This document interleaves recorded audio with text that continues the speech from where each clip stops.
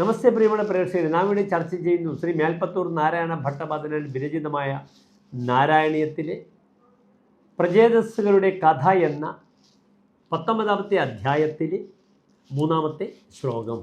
തഥാഭവത്തീർത്ഥമിദം സമാഗതോ ഭവോ ഭവത്സേവനദർശനാദൃതഃ പ്രകാശമാസാദ്യ പുരഃ പ്രചേതസാം ഉപാദിശദ്ഭക്തതമസ്തവസ്തവം.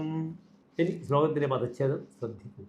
തഥാ ഭവത്തീർത്ഥം ഇദം സമാഗതഃ ഭവഃ ഭവസേവകദർശനാദൃതഃ പ്രകാശം ആസാദ്യ പുരഃ പ്രചേതസാം ഉപാദിശത് ഭക്തതമഃ തവ സ്തവം.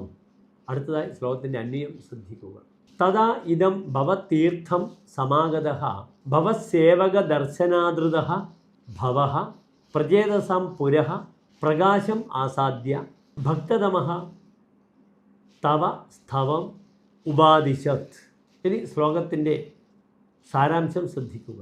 പിതാവിൻ്റെ ഉപദേശത്താൽ മഹാവിഷ്ണുവിനെ തപസ് ചെയ്യുവാൻ ആഗ്രഹിച്ച് പടിഞ്ഞാറേ സമുദ്രത്തിൻ്റെ തീരത്തെത്തിച്ചേർന്ന ആ പ്രചേതസ്സുകൾക്ക് അവിടെ വന്നുചേർന്ന ഭഗവത് ഭക്തനായ ശ്രീ പരമശിവൻ അവരുടെ വിഷ്ണു ഭക്തിയിൽ വളരെയധികം സന്തോഷം പൂണ്ട് അവരുടെ മുന്നിൽ പ്രത്യക്ഷപ്പെടുകയും അവർക്ക് ഭഗവാനെ പറ്റിയുള്ള സ്തോത്രം ഉപദേശിച്ച് നൽകുകയും ചെയ്തു എന്ന് സാരം. നമസ്തേ.